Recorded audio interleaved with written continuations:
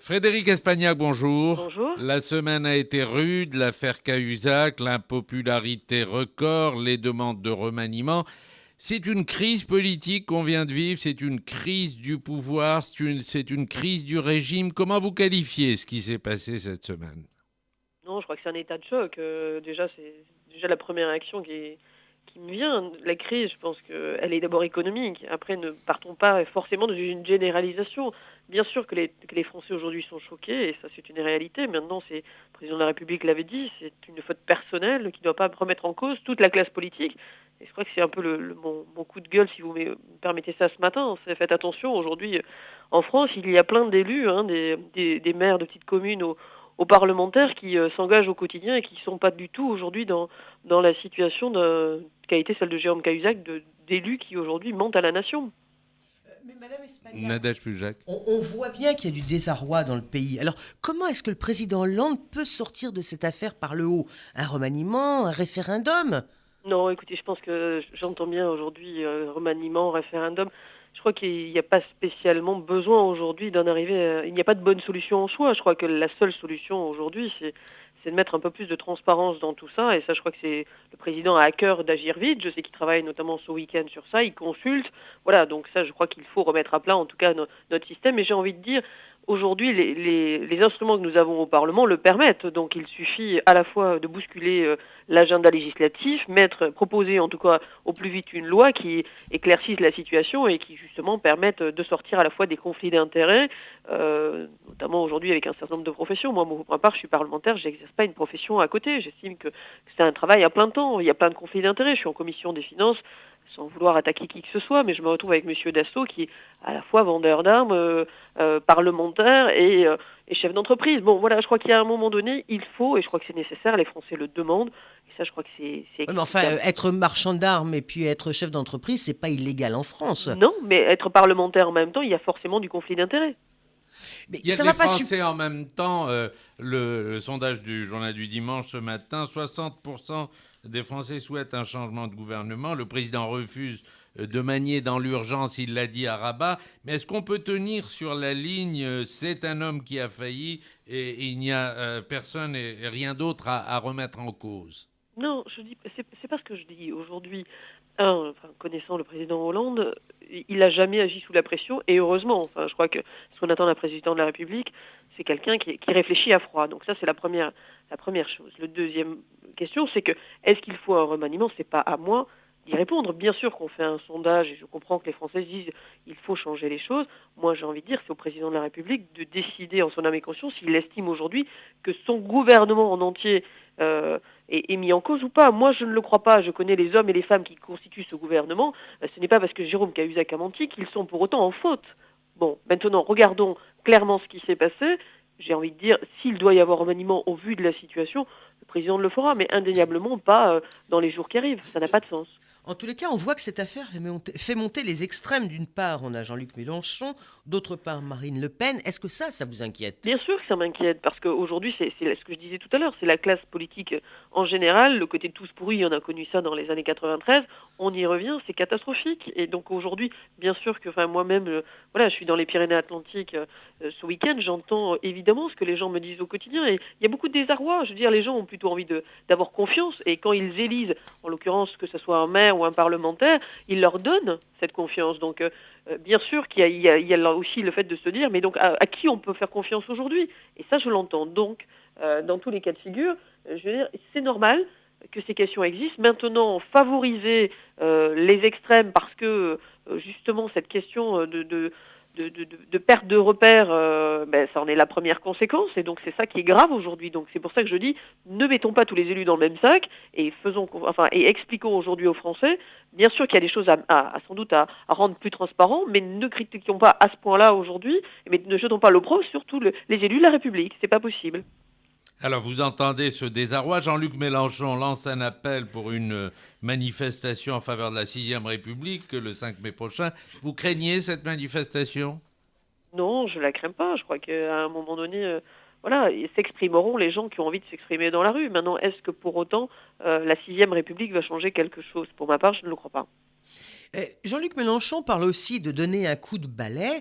Est-ce qu'il en fait trop?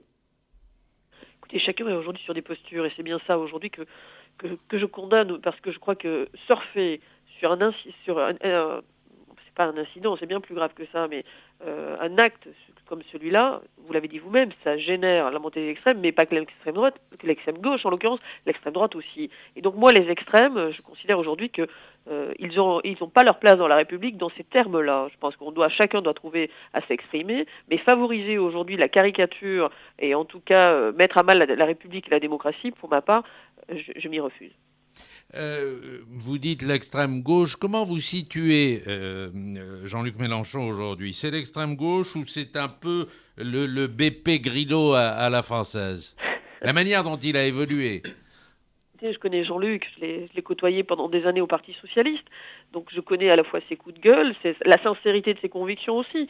Maintenant, je veux dire, je crois que quand on est un homme politique responsable, on cherche pas à surfer médiatiquement sur un événement comme celui-là. Je crois qu'on est plutôt dans un apaisement, en tout cas de la situation politique républicaine, et je crois que ça sert à rien de chercher à exciter les uns et les autres. Je crois qu'on est plutôt dans une solution collective, tous autour de la table, se dire, mais dans une telle crise, qu'est-ce qu'on fait pour redonner confiance aux Français? Ça, je crois qu'il en va de notre responsabilité à tous. Alors, je reviens à Jérôme Cahuzac qui affirme qu'il veut reprendre son siège de député. Il l'a dit à Claude Barthelone. Il y a un moyen d'empêcher un retour de M. Cahuzac à l'hémicycle? Vous le savez bien, aujourd'hui, malheureusement, la loi fait que nous n'avons pas de moyens de l'en empêcher. Donc, il faut aujourd'hui discuter avec lui. Et je rends hommage à Claude Barthelone qui essaye de le convaincre, parce que je crois que c'est important pour nous tous, évidemment nous socialistes, parce qu'on comprendrait pas que lui-même, après ce qu'il s'est passé, ne s'applique pas, voilà, une mesure, on va dire, normale. C'est ça que je crois que ce serait inimaginable pour nous tous de penser qu'il va revenir. Alors est-ce que derrière ça, il pense à l'immunité parlementaire? Je n'en sais rien. C'est un citoyen comme les autres, laissons faire la justice. Mais j'ai envie de dire à Jérôme, voilà, pour le bien de la démocratie, même si encore une fois, je fais pas partie de ces gens qui ont envie de le piétiner. C'est un homme que j'ai connu, dont j'ai apprécié, voilà, l'intelligence. Voilà, j'étais en commission des finances, j'ai eu au quotidien travaillé. Vous avez été en contact avec lui depuis l'affaire? Non. Et quelqu'un d'autre l'a été Oh, j'imagine, oui, mais notamment Claude Barthelone. Oui, Claude Barthelone, voilà, ça on le sait, mais Harlem Désir, j'entends au PS. Ah, je ne sais pas, je ne peux pas parler au nom d'Harlem Désir, voilà, ça je ne peux pas vous le dire, mais dans tous les cas de figure, je respecte à la fois l'intelligence de l'homme et en même temps je condamne ce qu'il a fait, et donc j'espère en tout cas pour nous tous qu'il ne reviendra pas mercredi à l'Assemblée nationale. Bon, ce matin dans le journal du dimanche, Laurent Wauquiez, le vice-président de l'UMP, demande que les élus publient leur patrimoine. Lui-même d'ailleurs publie son patrimoine. Y êtes-vous favorable? J'y vois pas d'inconvénient. On a tous fait, enfin voilà, moi je suis rentrée donc au Parlement le 25 septembre 2011. Une nouvelle partie de nouveaux députés sont arrivés également. Enfin, nous avons, comme tout le monde, rempli une déclaration de patrimoine. En toute honnêteté, je savais même pas si c'était vérifié ou pas. Je pensais que ça l'était, vous voyez. Donc, pour ma part, ça ne me pose aucun problème. Et le PS, comment va le PS? On sent quand même une grogne qui monte, tous ceux qui demandent pourquoi Cahuzac a adhéré au Parti Socialiste. Écoutez, moi j'ai pas entendu, vous voyez, vous êtes le premier à me poser la question comme ça, pourquoi il a adhéré au Parti Socialiste? Parce que j'imagine que lui-même... Non, la question a été posée, il y a eu un article du Monde hier. Non, excusez-moi, j'étais sur le terrain, je vais le lire cet après-midi, Le Monde. Non, la question pour moi, elle se pose pas dans ces termes-là, c'est qu'à partir du moment où il s'est engagé au Parti Socialiste, c'est qu'il évidemment partageait un certain nombre de valeurs avec nous. Alors bon, après ce qui s'est passé, j'ai envie de dire, indéniablement, on n'était pas sur les mêmes valeurs et en tout cas pas sur le même chemin. Maintenant, ça se pose pas comme ça. Je veux dire, vous n'allez pas dire pourquoi un tel ou un tel adhère à tel parti. Je crois que ça correspond tout simplement à la volonté de chacun. Et voilà, donc c'est pas à moi à dire il n'aurait pas dû adhérer au Parti Socialiste. Ça n'a pas de sens. Je veux dire, toutes les personnes qui ont envie de s'engager, et je leur rends hommage, s'engagent dans des partis, tels qu'ils soient. Aujourd'hui, on a l'impression, Madame Espagnac, que le PS et le président Hollande ne sont pas sur la même longueur d'onde. François Hollande ne veut pas de référendum. Plusieurs députés socialistes, ainsi d'ailleurs que Harlem Désir, votre premier secrétaire, demandent, eux, un référendum QCM, question à choix multiples. Est-ce qu'il y a du tirage entre vous et l'Élysée, une incompréhension sur cette affaire? Qu'est-ce qui se passe? Non, je crois, écoutez, je pense que les positions des uns et des autres peuvent être divergentes. Moi, pour ma part, je pense pas que forcément le référendum aujourd'hui dans la période soit la bonne. Alors, comment vous expliquez que, par exemple, Harlem Désir, le premier secrétaire du PS, se prononce, lui, pour un référendum? Écoutez, d'après ce que je sais, pour avoir discuté avec Harlem, un certain nombre de parlementaires se sont exprimés dans ce sens. Lui considérait que c'était une piste de réflexion et donc il s'y engage. C'est son choix. Voilà, je pense que forcément dans la période actuelle, chacun d'entre nous réfléchissons à la bonne façon d'aborder les choses. En même temps, j'ai envie de dire, le référendum, c'est souvent la seule façon d'enterrer une bonne idée. Enfin, rappelez-vous. On dit toujours que les Français ne Enfin, répondent jamais à la question. C'est Hein, déjà c'est un mais danger. c'est tout à fait vrai. Et encore plus dans la période, j'ai envie de dire, je pense pas qu'on répondra aux fameuses QCM. Enfin, de quoi on aurait l'air si potentiellement les Français disent, alors on répond à 4 oui et à 1 non. Ou 4 non et 1 oui. Enfin, bon. Oui, ça paraît compliqué, Vous voyez ce que effectivement. je veux dire. Bon, D'autant ça, plus que dans les questions, il est prévu, êtes-vous pour ou contre le vote des étrangers au municipal? J'ai pas très bien compris où il voulait en venir. Mais enfin, le fait est qu'il le propose. Ils sont une dizaine à le proposer. Parmi eux, je crois qu'il y a Cambadélis. Harlem Désir est d'accord avec cela. Enfin, il y a du beau monde, comme on dit. Oui, bah écoutez, ce sont des pistes de réflexion. Ça leur appartient. Moi, pour ma part, je pense que je ne critique pas ou les uns ou les autres. Je pense personnellement que ce n'est pas forcément la meilleure solution. Vous pensez que c'est une manière de faire une diversion que de demander un référendum sur les institutions aujourd'hui? Non, je pense que c'est aujourd'hui, vous savez, il y a toujours des moments de réflexion sur la meilleure méthode d'aborder les choses. Voilà, ça en est une. Voilà, après, encore une fois, Nadège Pujac, je le disais tout à l'heure, en général, c'est une bonne façon, souvent malheureusement, d'enterrer les choses. Puis j'ai juste envie de faire un rappel de l'histoire. 69, la loi sur le référendum sur la décentralisation, qui était indéniablement une bonne idée. Vous voyez la réponse qui a été donnée à De Gaulle, et vous voyez la conséquence qu'il y en a eu. Donc, j'ai envie de dire, je ne crois pas aujourd'hui que les choses posent dans ces termes. J'entends. Toutes les pistes sont à réfléchir. Moi, pour ma part, je considère que c'est pas forcément la meilleure solution. Comment ça se passe au Parti socialiste en ce moment? Parce que vu la situation, vu que le désarroi des Français, vu la montée des extrêmes, vous réunissez entre vous, vous essayez ensemble, il y a des espèces de brainstorming entre vous pour savoir comment on pourrait sortir de tout cela, comment on pourrait faire face, comment on pourrait faire voir aux Français qu'on est au travail pour essayer de moraliser tout cela. Comment Forcément, vous faites? enfin, je veux dire, ça c'est notre quotidien. Ce n'est pas que dû à cette actualité-là. Nous avons un bureau national et un secrétariat national qui se réunit toutes les semaines. Nous aurons un conseil national la semaine prochaine. Voilà, donc ça fait partie de notre quotidien au vu de la situation de toute façon de crise économique dans laquelle on est. Bon, aujourd'hui, il y a une crise en plus sur cette affaire Cahuzac. De fait, évidemment, nous sommes au quotidien, les uns ensemble, à débattre, à mettre un certain nombre de propositions sur la table. Donc, Mais justement, c'est ces propositions-là que je voudrais vous entendre nous expliquer. Écoutez, là, la réalité fait que les principales seront données mardi prochain au Bureau national, donc c'est pas un mois. Ah, vous voulez pas me donner le scoop, quoi? J'aurais bien voulu, mais j'ai envie de respecter mes collègues. Vous voyez, on est plutôt dans le collectif. Et, voilà, je suis pas là pour tirer, en tout cas. Je plaisantais. Non, mais je rigole, mais moi aussi. Mais je pense que ce qui est important, c'est ce que vous disiez, c'est une réflexion collective. Alors, on ne va pas évoquer ici ce qui arrive au grand rabbin Gilles Bernheim. Il y a une faute qu'il a d'ailleurs reconnue sur le plagiat et sur l'agrégation. On attend ses explications. Et il est évident jusqu'à ce matin qu'il y a au moins une faute, c'est incontestable. Mais en même temps, on peut s'interroger sur cette attaque massive, subite, et on peut se demander si on ne lui fait pas payer certaines prises de position sur le mariage pour tous, où il a dit son opinion très, très clairement et assez courageusement, il faut le dire. Mais j'en arrive à ma question, Frédéric Espagnac, sur ce projet de loi du mariage pour tous. Il est en examen au Sénat. Ça pose des difficultés. Vous êtes sénatrice. Est-ce que vous irez jusqu'au bout dans cette affaire? Bien sûr, c'est un engagement de campagne de François Hollande, mais de toute façon, enfin, voilà, ça fait partie aujourd'hui des combats qui sont les nôtres. Donc, bien sûr, nous irons au bout. Mais la société française, là aussi, est divisée sur cette question. Est-ce que ça pourrait faire l'objet d'un référendum? Alors, vous allez trouver que j'insiste beaucoup sur les référendums, mais ça pourrait quand même être une bonne idée. Et c'est à la mode, oui, mais en même temps, demander leur avis aux Français, ma foi, pourquoi pas? Parce que on voit bien que les manifestations contre ce projet de loi sont extrêmement importantes. On a encore vu la dernière, c'était quand? C'était le 24... C'était le 24 mars. Le 24 mars. Alors, bon, les chiffres... 1 400 000 selon les organisations mobilisateur, 300 000. En tous les cas, selon il la y a du police. monde dans la rue. Ça, on peut dire ça à coup sûr. Comment là aussi on peut faire pour réconcilier, je ne vais peut-être pas dire les deux France parce que ça serait un petit peu beaucoup, mais enfin on sent en tous les cas qu'il y a un sacré malaise sur la question.